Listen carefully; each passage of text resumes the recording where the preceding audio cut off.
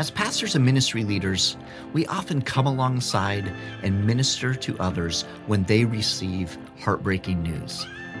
But what happens when we receive a challenging medical diagnosis, either for ourselves or for someone in our immediate family? In this episode, I'm joined by Percy McCray. Percy has an incredibly unique pastoral calling. As an ordained minister, he has served for nearly 30 years in the cancer care space. He provides leadership to an entire pastoral care team that serves at all 5 of the hospitals for the Cancer Treatment Centers of America. In this episode, Percy and I explore some of the unique challenges that we might experience as ministry leaders when we receive a tough health diagnosis.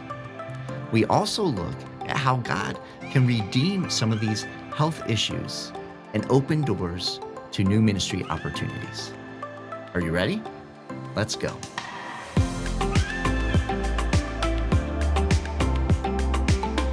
Hello, friends, and welcome to another exciting episode of FrontStage BackStage. I'm your host, Jason Daye, and every single week I have the distinct privilege to sit down with a trusted ministry leader and dive into a conversation to help pastors and ministry leaders just like you to embrace a healthy, sustainable rhythm in both life and ministry, both on the front stage and on the backstage of our lives. And I'm super excited because not only do we get to have these conversations, but our team also goes the extra step and we create an entire toolkit for you and for the ministry team at your local church to really go more deeply into the topic that we discuss with every single episode. And you can find that at pastorserve.org/network. You can find the toolkit that complements this week's episode there, as well as those for all of our past episodes. So be sure to check that out.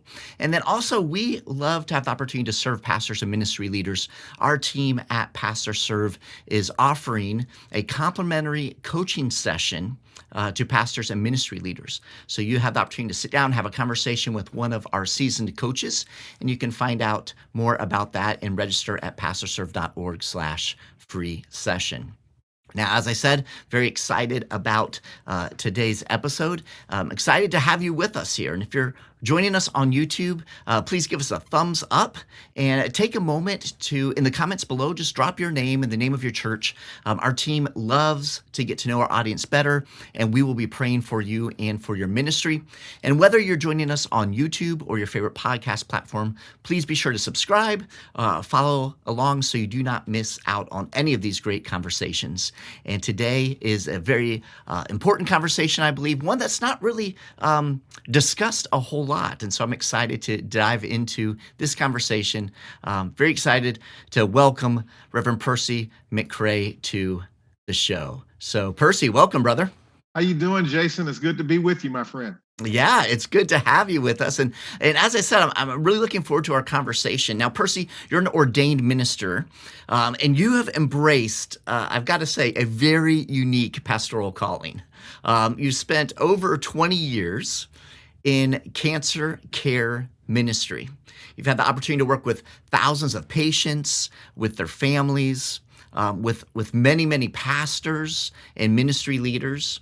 And you currently provide leadership to all 5 hospitals for Cancer Treatment Centers of America, all across the country. And so you've been blessed with this very, very unique and very important ministry. I'm so grateful to have you on the show because we're going to address a challenging but very important topic, Percy. We're going to look at how we, as pastors, as ministry leaders, how we address and how we process through critical health issues in our own lives or in the lives of our families as we lead in ministry. And as I was preparing for this conversation, Percy, I got to tell you, I realized that this is a topic which is not often discussed, really. No. Yet with all the pastors, with all the ministry leaders out there, statistically, right, this is going to either currently impacting or will impact so many leaders. So Percy, I guess my first question is, why do you think that this is a topic that is rarely, if ever, really discussed? Well, first of all, thank you for having me on your platform. I look forward to this discussion. And you're right, it is a unique ministry. I've had to address that for many years. I started out very much on the same path as many pastors, wanting to pastor a local church congregation. Went to Bible college, graduated, and my sights were set in that direction. And God threw me a curveball. He kind of got my attention and said, "I'm going to kind of point you in a different direction and show you some other things." And so started out almost 28 years ago ministering to cancer patients inside of a healthcare environment. I eventually did pastor my own church for a little while, but then the demands of both ministries did not allow me to do both at the same time. And I felt very much directed by the Lord to concentrate on this ministry. And so, having said that, I was not really aware when I first entered into this space, as you stated, of the complexity or the lack of communication around significant or serious healthcare challenges from a faith-based perspective, outside of the school of thought that suggests that we walk by faith and that we trust God for our healing, we pray for healing and divine healing and such. And that was kind of the extent of it. There was really not much more discussion beyond that. And what I found out as I began to address the local faith community more directly across the country, that in my humble opinion, I think that there was just a fear factor, particularly when we talk about cancer, which is the space that I've been, operating in for such a long time. But around the dichotomy and the paradoxical discussion of how does divine healing work? When does it work? How do we manufacture that? When does it get manifested? There's still a lot of discussion around the dynamics of that. And for me, I came to understand that at the end of the day, we, as a local body of believers, outside of the context of divine healing, we simply were not mentally, emotionally prepared for the rigors and for the dynamics of significant or serious health challenges within our faith construct and our theological orientation. Yeah, that's interesting because as pastors and ministry leaders, we live on the other side of this a lot. So this is a big part of pastoral ministry, right? We're often pointing others beyond brokenness. They get a difficult diagnosis, and we're there alongside of them. We're pointing them beyond that brokenness to hope, right?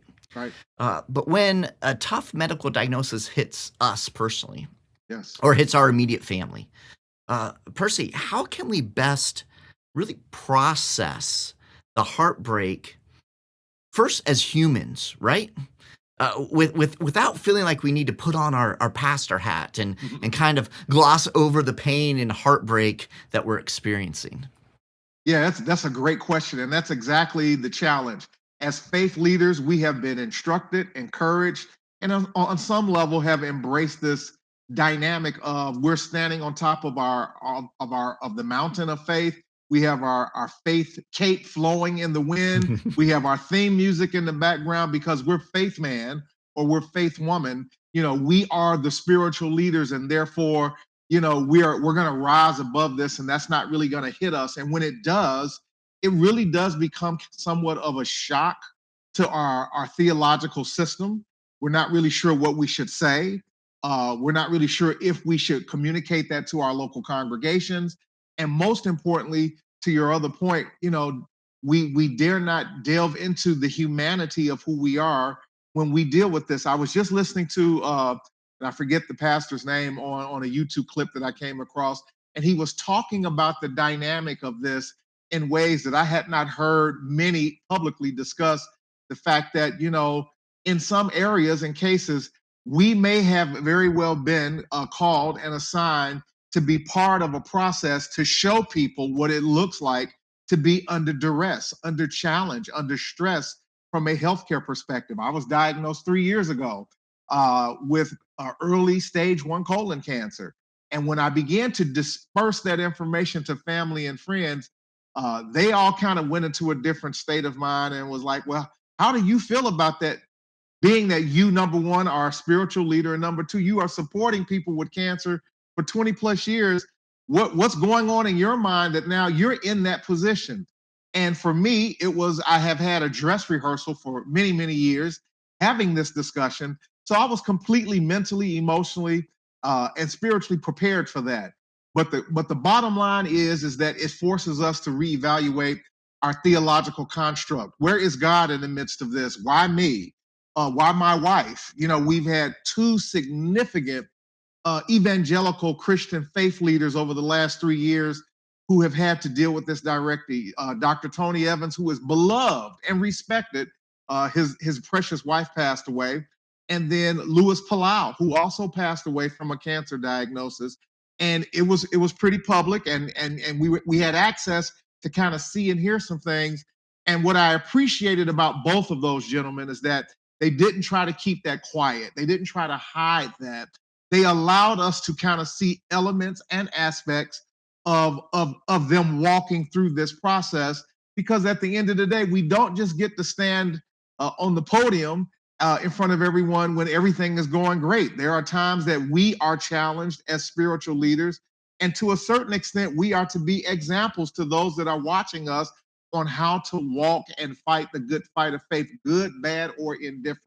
So the challenge at the end of the day is working through our humanity, that somehow we have to come to terms with that, though we have reverend or doctor reverend or evangelist or apostle or prophet in front of our name, does not cause us not to have to deal with the same dynamics that everyone that's sitting in the out in the pews deal with, and that we have to be somewhat transparent and honest about that. Yeah, that's good. That's helpful. So, Percy, what advice would you give the pastor who receives that diagnosis? Like, because there are lots of things, and you've worked with people through this from a pastoral perspective and help people navigate this for like you said, nearly 28 years now.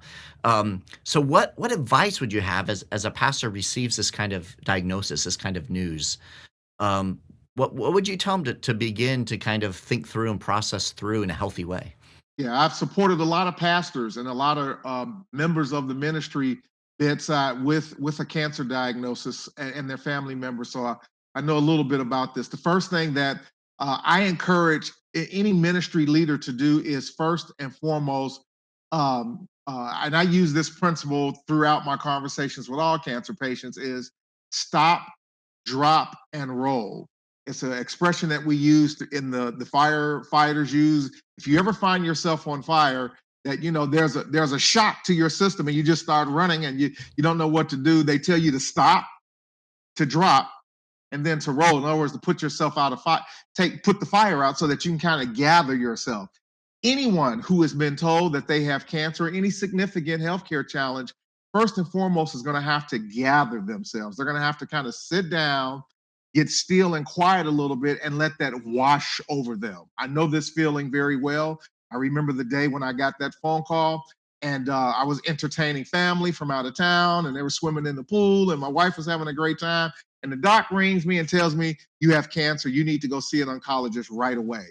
Well, I had to kind of gather myself. I didn't want to react. I didn't want to say or do anything initially. I wanted to let that wash over me. And this is where theologically we need to get into the presence of God. One woman told me, minister told it to me this way. She said, "Before I ran to the phone, I first ran to the throne." I Mm. got into the throne room of God and got in God's face so that we could kind of talk about this and kind of unpack this a little bit from an initial reaction perspective.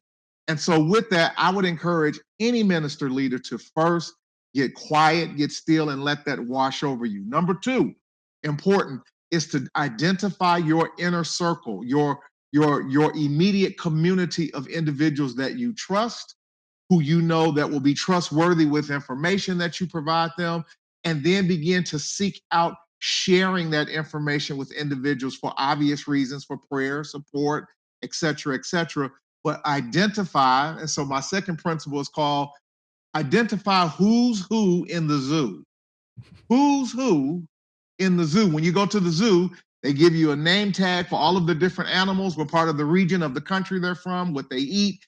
You're going to have to identify who's who in your zoo. Who are the surrounding individuals that you know, that you love, and that can help you and support you work through a process before you go mainstream public, because that's going to be the key dynamic for any ministry leader. And many ministry leaders, in my opinion, have made the mistake of trying to keep their cancer diagnosis a secret and keep that quiet. And then as things progress, particularly if things get a little bit shaky, where there's an obvious dynamic of something going on, now you've got to figure out a way to unpack that to your congregation or to individuals who love you and who are going to be caught off guard and they're going to be stunned. And so you need to kind of come up with a mechanism by which you begin to unpack that to those that sit before you as your congregation and your supporters, so that you can kind of allow them to spiritually support you. Oh, what a concept. As spiritual leaders, we need to be spiritually Right. supported. And so those are the top three things that I would outline first and foremost when people in ministry or leadership are told that they have a significant, serious health crisis or a cancer diagnosis. Yeah, that's good, Percy. And on that last point, I would love to dig in a little more deeply, lean into that because, that's one of the things that's unique in so many ways in our role as pastors, as ministry leaders, right? Is that we're accustomed to serving our faith community. That's we're a pastor, right? And so we get a diagnosis like cancer, a difficult medical diagnosis, but we know that the ministry carries on. And many pastors in the U.S. specifically, and probably around the world, we know that the typical church is not a huge mega church. The typical church is a church of 150 or less. So lots of pastors are solo pastors. The vast majority of pastors are, they're the ones who carrying, so to speak, the most of the ministry burden for that local community. And so we're accustomed to serving others. We know that ministry continues on, and so there's got to be this tension in the midst of that. Like, how do we navigate that tension, Percy? Yeah, it's a push and pull. There's no question about it. And with that, first of all, I would say let me back up a little bit, even back to the functionality of management of the local church, if I can use that term.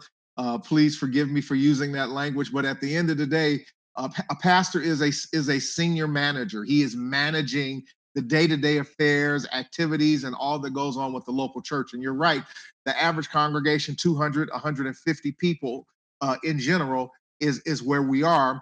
The first and foremost, the pastor or the spiritual leader is going to have to work through possibly a sense of answering a couple of questions, being embarrassed about having cancer. Cancer has a way of making people feel embarrassed. I have a segment on my podcast entitled that I will not allow cancer to embarrass me, because there in some cases there is shame. There is a sense of, okay, what did I do wrong? What kind of lifestyle change did I not adjust to, or what have you? And then the second component to that, and this is spiritually related, if we all remember Job's friends, in the midst of the height of his calamity, they came by to encourage him, but their encouragement was, what did you do, man? Well, you must have sinned. How did you get out of the will of God? Because there is no way you, being a man of being upright, the Bible says, that this could happen to you. And so there is a theological dynamic, a hoop that we have to jump through, because we associate bad and negative things to sin, disobedience, or being out of the will of God. And I would suggest to you that we need to be very careful in not taking that assumption. And pastors are trying to work through that. Well, what did I do? How did I miss it? Did I not pray enough? Was I not, whatever? So they're working through a whole series of things within their own thought process. And so how do they manage that? Well, obviously, for the average pastor that has a spouse in that situation, the spouse then kicks in and becomes a heavy supporter of lifting what is going on day to day inside of the local church. If the pastor is fortunate enough to have some sort of leadership understructure underneath him, that then they can help kind of pull some of the weight. But he or she is trying to figure out at the end of the day, what did I do? How did I open this door?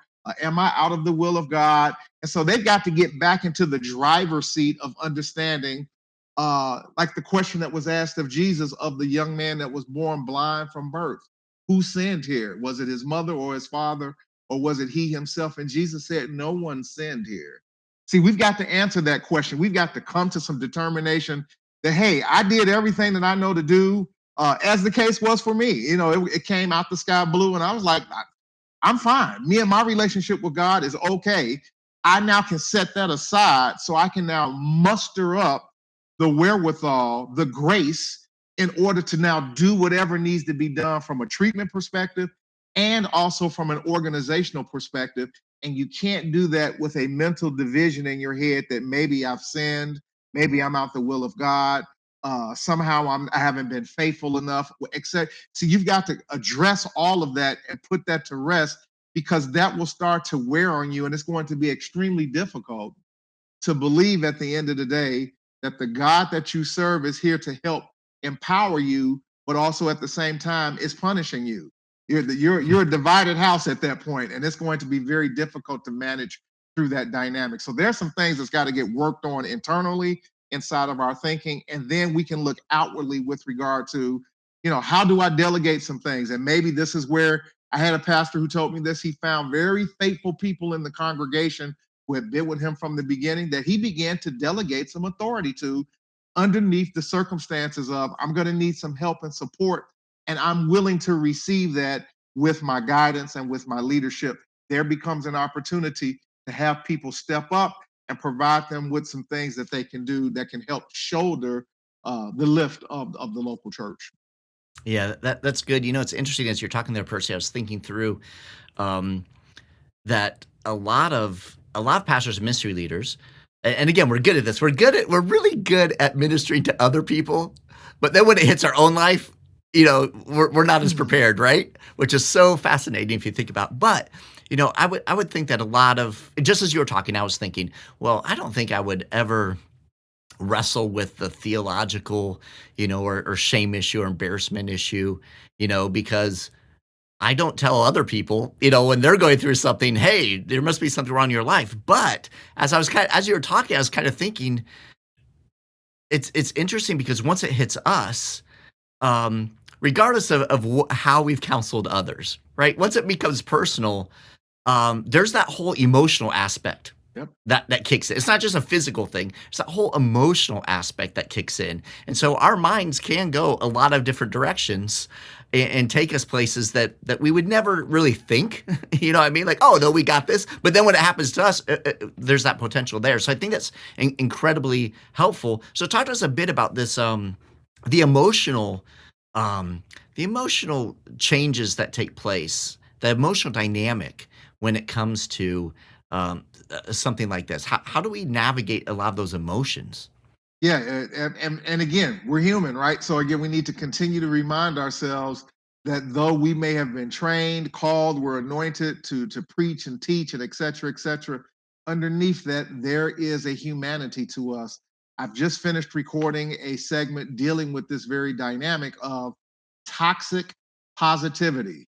Toxic positivity. I want to throw that out there, and I want to get that into people's consciousness, because there can be, and I think that people of faith, the faith community, unconsciously can cross over into a space of toxic positivity. Toxic positivity is when you try to become positive to such a degree that you do not, and you use the operative word, process what you are feeling, process what you are seeing, process some of that emotional dynamic that comes upon you. I remember when I had my surgery, I had a third of my colon removed, and I had a great surgeon and a great GI who I love both to this day. They both supported me spiritually as well. They understood I was a man of faith, et cetera, et cetera. And I remember when I came out of surgery, you're still a little woozy. And I remember I broke down and just started crying. And I don't know why. I really don't. And I think that it was a combination of things. I think I was so elated that I woke up, that I got a great prognosis. My doc came by and he said, had you waited another 6 months, we may have had a very different conversation. Whatever it was, there was an element of emotion that hit me that I didn't try to restrain or compress or push away. I processed it. I allowed myself to work through that. As the book of Ecclesiastes tells us, that there is a time and a season for every purpose under heaven. There is a time to mourn, there is a time to cry. And sometimes when we try to create this dynamic that I am going to reject or I'm going to suppress whatever emotion that I'm feeling at the moment, we're doing ourselves a disservice. And we do that if we're trying to support other people, because they're trying to process through. They need to say some things. They may need to confess some things. They may need to just emote. And we can't leave that bottled in, because somewhere else down the line, we're going to see that emotion, or we're going to have to deal with that emotion in other ways that may be very unproductive. And so, with that, the key to this is, as a spiritual leader, let's go back to our zoo. Who's who in our zoo? Who can you pick up the phone with and have a good cry with? Who can you pick up a phone with as a brother or a sister and say, listen, right now, I don't understand why I'm dealing with this. I'm angry at God. I still love him, but I'm angry right now. You know, as husbands and wives, we get angry with each other, right? But we still love them. We get angry with our children, but I think we believe that if we say that we're angry with God, somehow God's going to cut us off and we're not going to get the next dose of grace. And it couldn't be anything further from the truth. As a matter of fact, Christ himself had moments of humanity. When his friend Lazarus died, the Bible says that he wept. When he was in the Garden of Gethsemane, he was under tremendous negative emotional anxiety that he expressed on some level. So when we understand this, then we are allowed to have some license to emote and express or process through our emotions. I think trying to bury and compress our emotions is borders on negative positivity, and we need to be very careful to understand the distinction between negating versus processing. We can process, we can talk about it, we can talk through it. That doesn't mean that we are living in that place or that we're staying in that place. Find someone that you can trust, that, number one, will not go out and repeat what they've heard. Because I think that this is the biggest thing that spiritual leaders struggle with, is that they don't want to be exposed as being something less than the man or woman of God. And at the end of the day, you're still very much the man or woman of God, but you do need to have moments of humanity where you can express what's going on inside of it. Yeah, I love that person. I think that's such a helpful distinction. Thinking of that positivity and how it can become toxic, and going back to that image you gave us of standing on the mountaintop with your cape blowing in the wind. You're super pastor or what, right? And it's like, but we're human. Yeah, exactly. I'm faith man.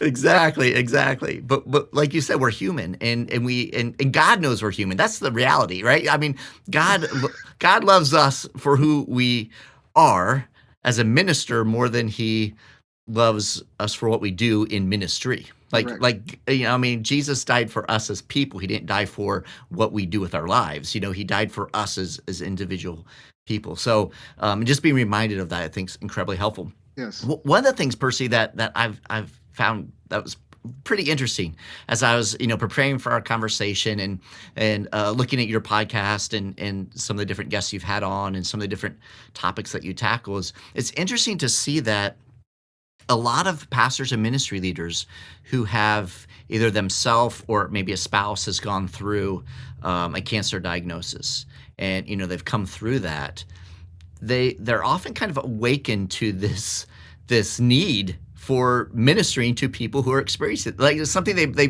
probably didn't think of before, but then once it hits home, then they're like, oh wait, I live this. And so a lot of them, in a cool way, I saw different pastors and ministry leaders who kind of allowed God to redeem their cancer experience for the kingdom and birthed a kind of a ministry out of it. So talk to us a little bit, because I think this is a really cool dynamic and just a beautiful picture of how God uses those things which were meant for ill, God uses for his glory, right? So talk to us a bit about that, how the local church, how the local church is ministering to people who are cancer patients or caregivers or cancer survivors. The greatest thing that I've learned, and I've learned a lot of things, I'm a different man, human being, minister as a result of being in this community and with this milieu for as long as I have. One of the greatest gifts, and I want everyone to hear me well, and initially your brain is not going to process this the way that I'm going to say it, but I want you to trust me based upon 27 years of experience of ministering to people with cancer. Cancer has a way of reprioritizing your life. It becomes a gift. If and when you survive and get to the other side, as you've already mentioned with cancer, because first of all, let's be clear, everyone is not dying from cancer. As a matter of fact, the death rate of cancer has precipitously dropped over the last 10, 15 years in such a drastic way that many cancers now are considered a chronic disease to be managed versus a disease that people are going to die from. And that's very good news. So we have more cancer survivors than any time ever before in the history of planet Earth. So, with that being said, so what happens to mentally and emotionally to someone who has cancer and survives cancer? There's a lot of them out there. Well, this is typically what takes place. It causes them to reevaluate what's important. Prior to a cancer diagnosis or any healthcare scare, we tend to just kind of we're just going along doing our thing, and in many cases we're taking a lot of things for granted. Cancer forces you to stop, to reevaluate. Who am I? What am I doing? Who am I doing it with? Why do I do this? Should I continue to do this? Should I do something else? And so, to your point, probably a third or a fourth of the people that I interview on Health, Hope, and Inspiration, my podcast, uh, if people who found renewed purpose, that after their cancer diagnosis, they had an epiphany, they had a moment of truth. They had an aha scenario that said, I'm going to go start a foundation. I'm going to do X, Y, and Z on behalf of others. That, because to your point, and I love the language, redeeming the experience of being a cancer patient. I've preached this message a million times. Don't waste God's healing on just being well from cancer. There's something else that God wants to be birthed out of that experience, that you now have a vantage point and a perspective that a lot of people do not have because they haven't walked that road. They haven't been forced to deal with their mortality. Here's a big one that we struggle with in the faith community. The Bible says that it's appointed once unto every man to die and then the judgment. So when we are forced to think about our mortality and the possibility of dying, it really reconstructs our emphasis on what's important to us and what we should or should not be doing. And then God can bubble things up out of our hearts to say, we're going to focus. I want you to focus on this, or I would like for you to do that. It changes the trajectory of thought that doesn't just go along with, well, everything is just going to be fine and I'm just going to stay on this pace. No, there becomes an urgency in many cases. There becomes an agency of, hey, I need to take ownership of this and do this, that, and the other. And this is where ministry in the local church to cancer patients becomes crucial. This is how I started this training. It was as a result of a patient that I was ministering to who asked me to have a conversation with her pastor. And then he had me speak to the consortium of ministers that he was associated with around ministry to cancer patients. And it was just an aha, eye opening moment for many of them who said, I had no idea. I did not know what to say or do. I've had this situation happen to me. I'm grateful now for an opportunity to be able to do something and speak to this in a way that's very tangible, very practical, and very needful. Yeah, that's awesome. It's such a cool way to see God at work, and how God can use again these things Absolutely. for huge kingdom impact. And so, are there resources, Percy? I mean, just on this note, the resources that you have, or you can point pastors to help them as they're trying to, if they're looking to develop a ministry like that in their local church. Yeah, so we have a website called ourjourneyofhope.com, and it's all one word, all lowercase. I'll say it again very slowly. Our, not we, not they, not them, our journey of hope.com. And that website will first and foremost give people an overview and an introduction to the idea and the concept of a cancer care ministry inside of a local church. Prior to me starting this program, wow, 18, 19 years ago, there was just no conversation, no thought of a focus or committed ministry to people sitting inside of the local church who had cancer. And yet, uh, probably on any church prayer list across any church in America, it's two or three people that are on that list who are dealing with cancer. So Right. so with that being said, the Lord spoke to me and he said, this is an area that I want you to take ownership of and agencies of. And so we've created a curriculum, all free of charge, materials that people can access. Ourjourneyofhope.com. We have 2 free days of virtual training that will introduce you to the idea, the construct, and the implementation of a cancer care ministry inside of your local church. We now have probably over 3,000 churches internationally within and out the United States of America who have been trained by this program, who are now ministering to individuals inside of their local church. Everything that you need, everything that you can think of, ourjourneyofhope.com. Wow, that's awesome. And for those watching and listening along, I will have links to that in our toolkit for this episode. You can find that at pastoral.org/network. I'll have links to those resources. Also, I'll have links to Percy mentioned his podcast, and I'll provide links to that too. Because if you're listening and you have someone in your life or you yourself, that has a cancer diagnosis, Percy's podcast is fascinating and filled with hope. And on that note, Percy, you are a man of great hope who has been ministering in this space where there's a lot of heartbreak, right? Okay. And so I can only imagine, the stories, the experiences that you've had over the years ministering in this space. When someone receives a tough medical diagnosis like cancer, it can be difficult to find hope in that. And so, Percy, I wanted to give you an opportunity as we're closing down this very important conversation together, for you to really just share with your brothers and sisters who are serving in the kingdom, who might be wrestling with a difficult health diagnosis right now. What words of hope do you have for them? Thank you, Jason. On that note, here's what I would say to anyone that's listening under the sound of my voice. First and foremost, cancer is not necessarily a death sentence. So let's start with some old reference points. As a matter of fact, today there are more people surviving and thriving diagnosis of cancer than any time before. Have started ministries, because of being a cancer patient. And so, with that today, I want you to know that if you are sitting today with whatever challenge that you may be faced with, particularly if you've been diagnosed with cancer, to know that cancer, by and large, in many cases, is beatable, it is treatable, and it is survivable. That you are not a throwaway. Do not allow cancer to define you. I tell people all the time, I am not my cancer. As a matter of fact, I tell people that at the end of the day, because of having cancer, I became a bigger, bolder, more courageous individual because it backed me up against the wall and it forced me to dig deep into who I am and who God is to me. And as a matter of fact, it has helped to reinvent me on many levels because at the end of the day, uh, God is not done with you, and He can use anything, including a sickness and diagnosis, that will allow you to move forward. And so I want you to be encouraged to know that God is not done with you.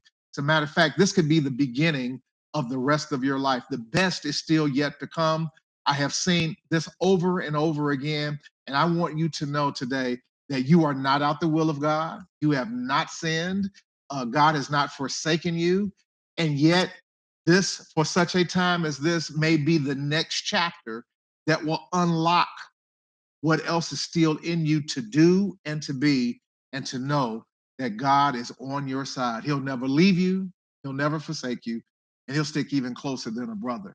And so, on my behalf, as being a cancer patient and talking to so many cancer patients, just know that there are so many wonderful and beautiful things yet still that can happen in your life. And so, be hopeful and understand today that God is not finished with you. Take care. Remember, we've got work to do. So keep chopping the wood. Yeah, that's a good word, brother. Thank you so much for sharing that. Man, it's been a great conversation. Very important topic. I'm glad that we're able to have this conversation. We're able to get it out there and share it with pastors and ministry leaders. So, Percy, God bless you, brother. Thank you for making the time to be with us today. Thank you, my friend. And I'll come back anytime you want me to talk about this conversation. This is what I do. And I believe that God is doing amazing things in this space. And so be well and continue to have a great day, sir. Awesome. God bless you, brother. Now, before you go, I want to remind you of an incredible free resource that our team puts together every single week to help you and your team dig more deeply and maximize the conversation that we just had. This is the weekly toolkit that we provide, and we understand that it's one thing to listen or watch an episode, but it's something entirely different to actually take what you've heard, what you've watched, what you've seen, and apply it to your life and to your ministry. You see, FrontStage BackStage is more than just a podcast or YouTube show about ministry leadership. We are a complete resource to help train you and your entire ministry team as you seek to grow and develop in life and ministry. Every single week, we provide a weekly toolkit, which has all types of tools in it to help you do just that. Now, you can find this at pastorserve.org/network. That's pastorserve.org/network. And there you'll find all of our shows, all of our episodes, and all of our weekly toolkits. Now, inside the toolkit are several tools, including video links and audio links for you to share with your team. There are resource links about different resources and tools that were mentioned in the conversation, several other tools, but the greatest thing is the Ministry Leaders Growth Guide. Our team pulls key insights and concepts from every conversation with our amazing guests. And then we also create engaging questions for you and your team to consider and process, providing space for you to reflect on how that episode's topic relates to your unique context at your local church, in your ministry, and in your life. Now, you can use these questions in your regular staff meetings to guide your conversation as you invest in the growth of your ministry leaders. You can find the weekly toolkit at pastorserve.org/network. We encourage you to check out that free resource. Until next time, I'm Jason Daye, encouraging you to love well, live well, and lead well. God bless.